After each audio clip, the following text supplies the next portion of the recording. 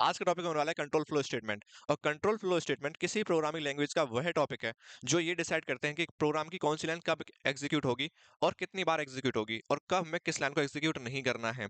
तो जानते हैं इंपॉर्टेंट टॉपिक को। चलिए बिना देरी के वीडियो को शुरू करते हैं। हेलो दोस्तों, मेरा नाम अभिषेक, आपने क्रैक कोड मैथला मास्टर सीरीज में आपका स्वागत है। वीडियो को बिना देरी के शुरू करते हैं, चलते हैं अपने कंप्यूटर स्क्रीन पर। और आज के टॉपिक के लिए हम वीएस कोड को ही ओपन करेंगे, तो जल्दी से मैं यहाँ वीएस कोड ओपन कर लेता हूँ। जैसे मैं यहाँ पे गया और अपने ये है तो मतलब बार फोल्डर, और मैंने फोल्डर क्रिएट कर लिया कंट्रोल स्टेटमेंट्स के नाम से, और मैं इसको वीएस कोड में ओपन करूंगा। ठीक है, और यहाँ जल्दी से फाइल क्रिएट कर लेते हैं, फर्स्ट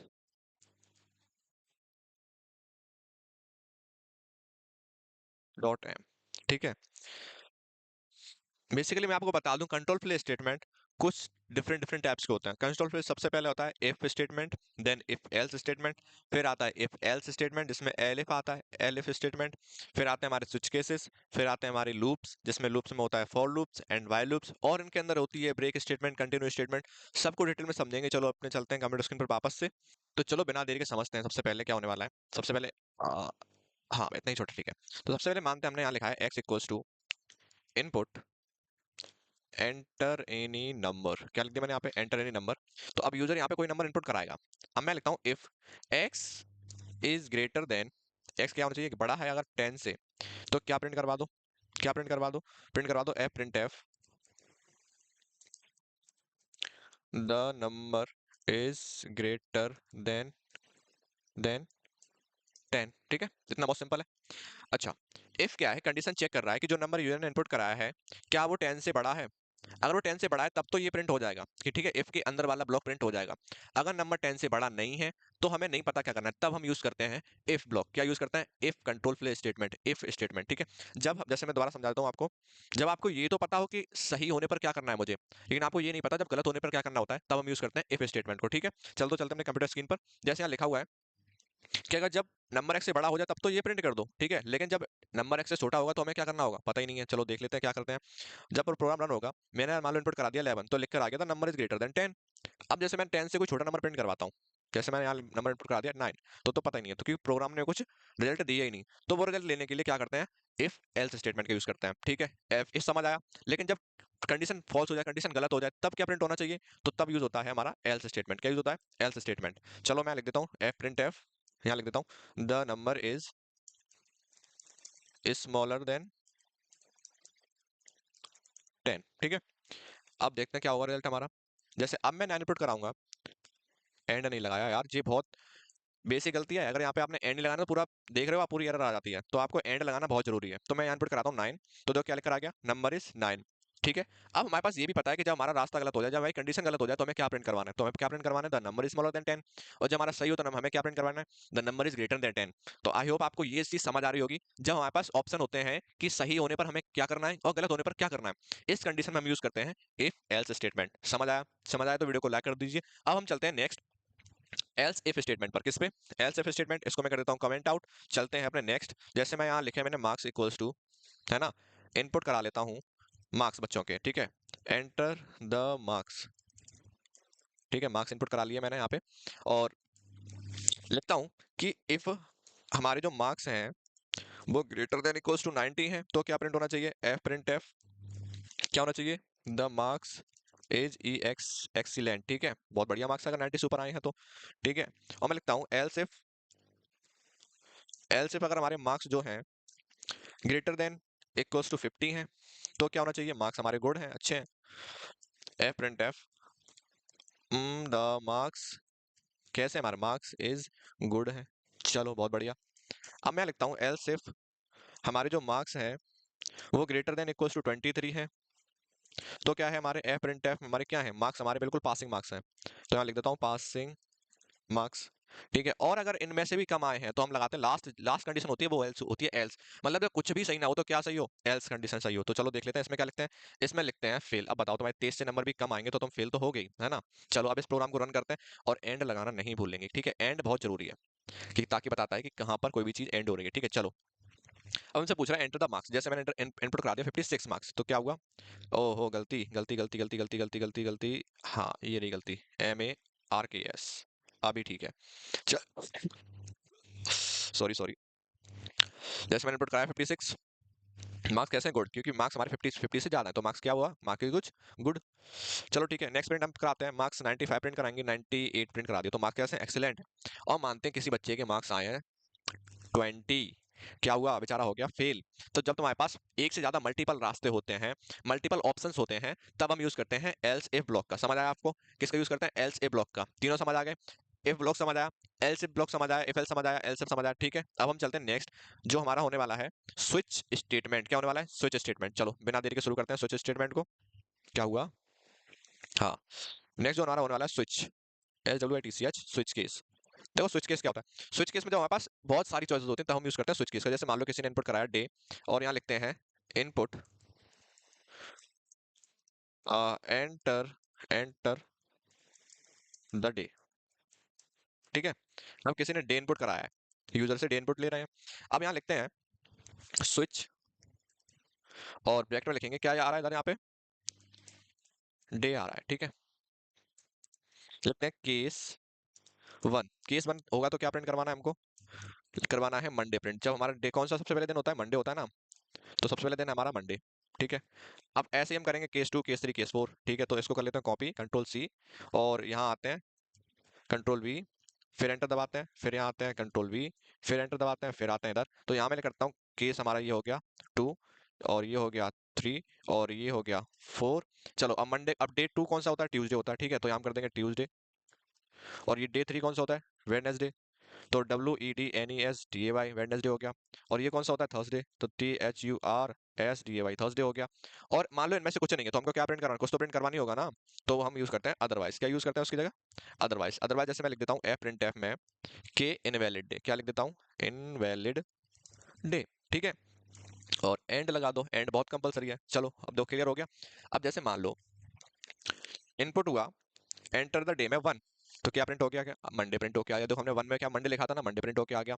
फाइल को दोबारा रन करते हैं, और फाइल चेक करेंगे, हम जैसे इनपुट करा दिया 5, तो क्या लिख रहा है, इनवैलिड डे, क्योंकि 5 वाला डे हमने दिया ही नहीं, हमने डे कहाँ तो दिए हैं, 4 तक। अब ये तो हो गया नंबर वाला। अब जैसे मान लो किसी ने इनपुट कराया हो मंडे ट्यूसडे वेडनेसडे, तो कैसे प्रिंट होगा, चलो देख लेते हैं। इसको डालते हैं कमेंट में, ठीक है। और एक और तरह समझ लेते हैं स्विच केस को, इसको रिवर्स करके देख लेते हैं। जैसे इनपुट कराया किसी ने, इनपुट एंटर द डे, ठीक है, एंटर द, अरे यार डे, ठीक है।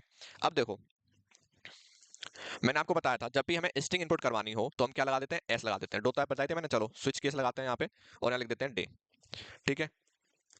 अब यहाँ पे जो होने वाला है केस, पहले यहाँ एक चीज और की, कि देखो यूजर जो है उसका मन है वो कभी कभी कैपिटल लेटर में लिख देगा, कभी स्मॉल लेटर में लिख देगा, या फर्स्ट लेटर कैपिटल में लिख दे, बाकी सब स्मॉल लिख दे। तो उसके लिए हम क्या लगाएंगे, लोअर लगाएंगे। लोअर से क्या होगा, सारे जो करेक्टर इनपुट होंगे, सारे स्ट्रिंग इनपुट होगी हमारी किस में हो जाएगी, लोअर केस में हो जाएगी। तो हमारे लिए काम करना आसान हो जाएगा। तो जैसे मान लो यूजर ने इनपुट कराया मंडे, तो क्या प्रिंट होना चाहिए, प्रिंट होना चाहिए एफ प्रिंट एफ, प्रिंट हो डे 1, ठीक है। ऐसे ही हम कर लेते हैं सभी के साथ, control C, control V, and then control V। चलो अब देख लेते हैं, जैसे थर्ड डे हमारा, सेकंड डे होने वाला है ट्यूसडे, एंड थर्ड डे होने वाला है सैटरडे, लिख देता हूँ यहाँ पे, चलो सैटरडे। और अदरवाइज में तो कुछ होता ही नहीं है, तो अदरवाइज लिख देंगे यहाँ पे। अदरवाइज में हम यहाँ पे, सॉरी यहाँ नहीं आएगा अदरवाइज, अदरवाइज आने वाला है यहाँ पे, ठीक है। हमें इंडेंटेशन का ध्यान बहुत तरह से देना है। तो हमारा जो होने वाला है नेक्स्ट, हम यहाँ लिख देंगे एफ प्रिंट एफ में invalid day, invalid day, invalid day, ठीक है।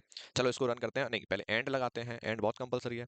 एंड जब हम लगाएंगे और प्रोग्राम को रन करेंगे, तो देखो हमसे क्या बोलेगा, ये एंटर द डे। अब जैसे मैंने मान इनपुट करा दिया मंडे, तो कौन सा है वो डे 1 है, ठीक है।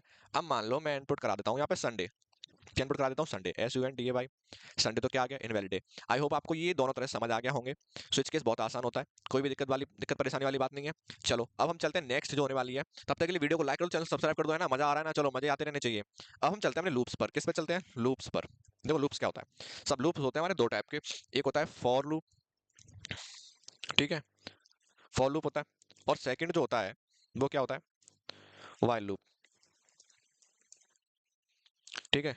तो सबसे पहले हम अपने पढ़ेंगे फॉर लूप। देखो फॉर लूप क्या होता है, जैसे मान लो यहाँ लिखा है मैंने x equals to crack code, ठीक है। ठीक है, मैंने क्या लिख लिया, x equals to crack code लिख लिया। अब हम लिखते हैं for i equals to, loop चलेगा मेरा 1 से कितने टाइम, 5 टाइम, ठीक है। मैंने 1 से 5 टाइम चला लिया। अब मुझे करना क्या है, मान लो मैंने लिखा f प्रिंट f, जो मेरी x में जो वैल्यू है वो 1 से 5 बार प्रिंट हो जाएगी। ठीक है, चलो इसको रन करते हैं, पहले एंड लगा लेते हैं क्योंकि एंड के बिना तो कुछ होने वाला है नहीं। तो अब इसको रन करते हैं, देखते हैं क्या आता है आउटपुट। तो आउटपुट आएगा, देखो crack code crack code crack code crack code crack code crack code, कितनी बार प्रिंट हुआ, 5 टाइम प्रिंट हो गया। ठीक है, समझ आया। क्रैक कोड में जो सॉरी फॉर लूप में क्या होता है, फॉर लूप में हमारे पास काउंटिंग पता होती है, मतलब हमें लूप को कितनी बार इरिटेट करना है, इरिटेट नहीं करना, इटरेट करना है। तो देखो फॉर लूप में हमको पता होता है कि हमें कितने इरिटेशन करने हैं, इटरेशन करने हैं, सॉरी कितने इटरेशन करने हैं। जैसे हमने लिखा 1 से कॉलन 5, तो हमें पता है लूप हमारे कितने टाइम चलेगा, 1 से लेकर 5 टाइम चलेगा, यानी इतने इटरेशन हमारे पास होंगे।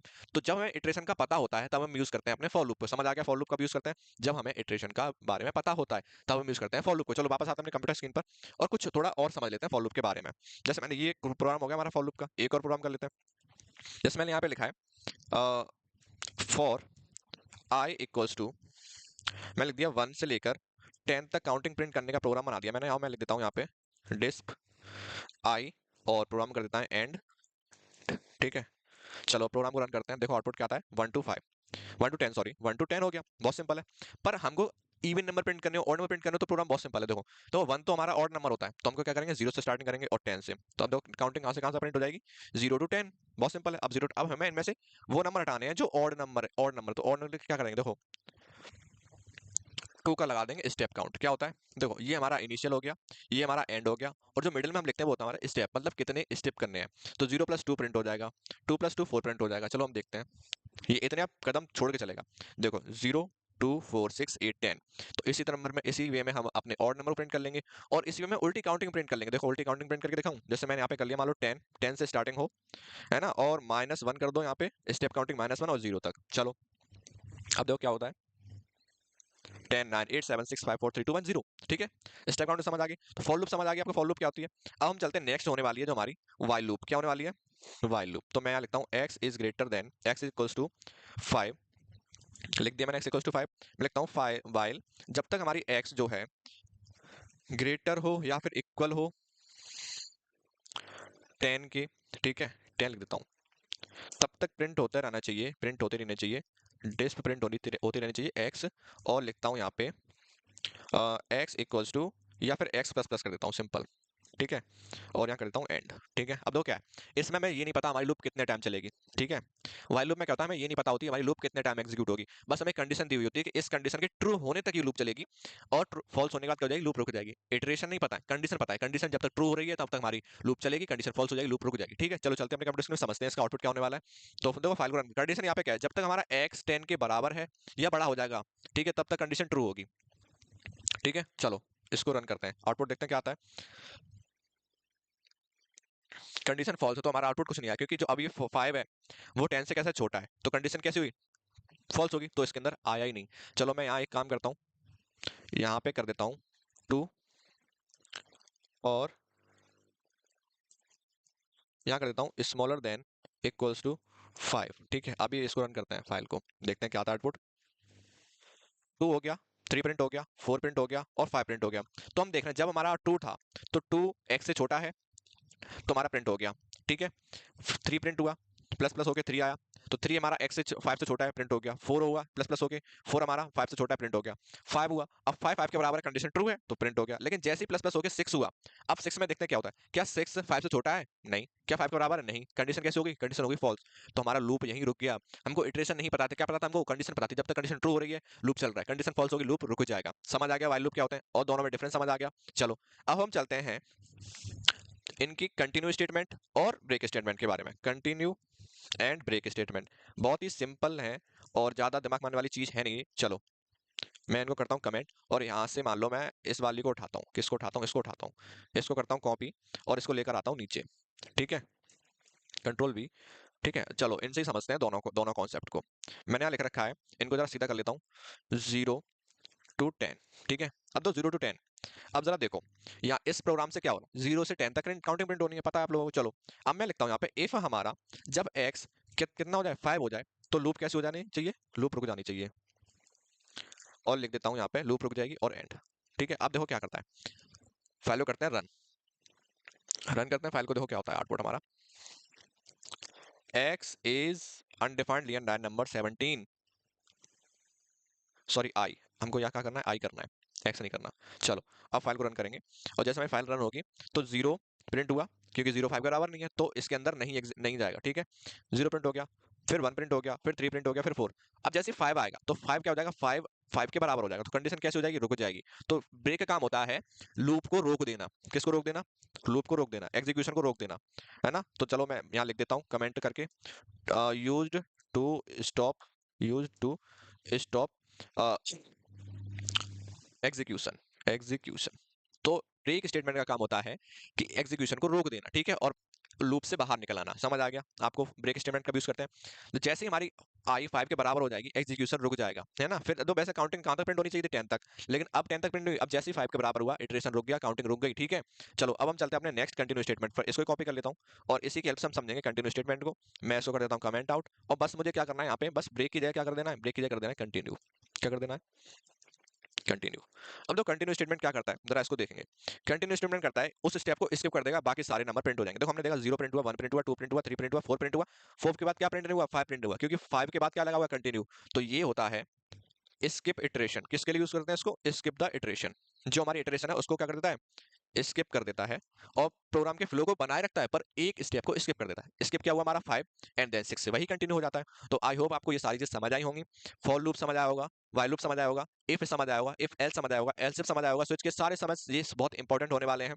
और आप कमेंट करके बताइए अगर आपको कोई दिक्कत हो वीडियो में, है ना, कोई चीज नहीं समझ आई हो, मैं दोबारा समझा दूंगा। चलो तब तक के लिए मिलते हैं नेक्स्ट वीडियो में, तब तक के लिए बाय बाय।